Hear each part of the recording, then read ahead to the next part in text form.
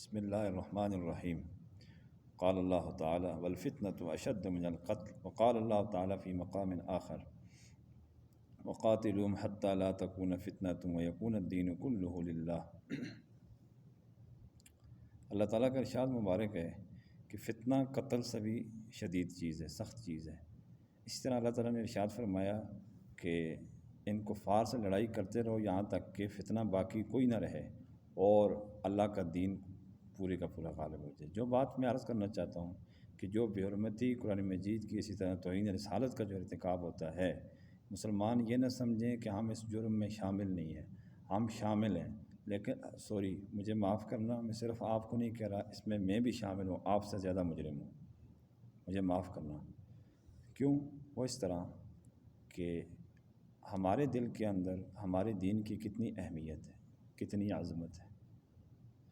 دیکھیے، میں آپ کو مثال کے ذریعے سمجھاتا ہوں کہ ایک چور ہے، وہ گھر میں کس صورت میں داخل ہوتا ہے؟ ڈاکو ہے، گھر میں کس صورت میں داخل ہوتا ہے؟ جب آپ کے پاس دفاعی نظام نہیں ہوتا، کھڑکیاں دروازے صحیح طریقے سے بند نہیں ہوتی، چور داخل ہو جائے گا۔ سانپ بھی اسی طرح داخل ہوتا ہے۔ یہی مثال اس کی ہے، بے حرمتی کرنے والوں کی ہے، کہ یہ ان کو جرأت کیسی ہوئی، ان کو استقامت کیسے ملی، ان کو یہ موقع کیسے ہاتھ لگا؟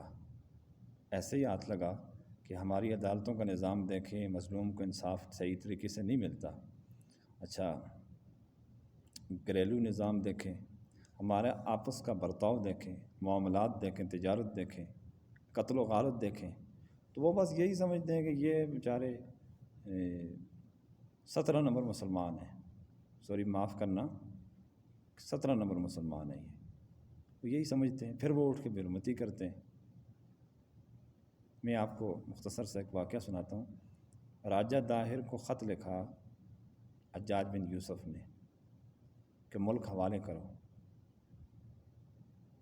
وہ جب خط اس کے پاس سفیر لے کر گیا تو خط پڑھا، راجہ داہر کہنے لگا چلو لے جاؤ، عربی کا بدو، وہ مجھے چیلنج کر رہا ہے، دھمکی دے رہا ہے، یا واپس کرو خط، اس کو واپس کر دو۔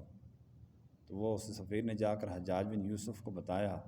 حجاج بن یوسف نے اپنے بھتیجے محمد بن قاسم کو بھیجا، سندھ فتح ہوئی جو، یہ وہ اس کا واقعہ ہے۔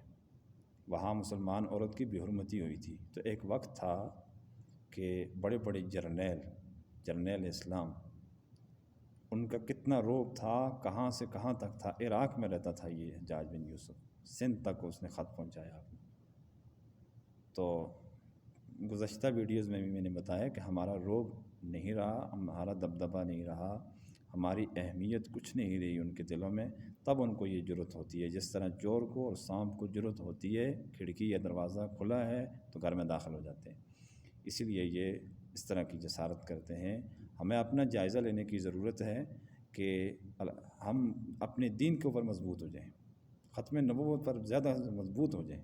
ایک حدیث کے اندر یہ آتا بھی ہے کہ یعنی نبی کریم صلی اللہ علیہ وسلم نے مثال دے کر سمجھایا ہے کہ دین کے اوپر اس طرح چلو کہ جس طرح کوئی چیز یا عضو علیہ بالنواجذ، دانتوں سے، داڑھوں سے، بلکہ نواجذ داڑھوں سے پکڑو اس کو، جس طرح تم کسی چیز کو داڑھوں سے پکڑتے ہو نا، مراد اس سے یہ استعارہ کے طور پر کہ مضبوطی سے پکڑو، دین کو مضبوطی سے پکڑو۔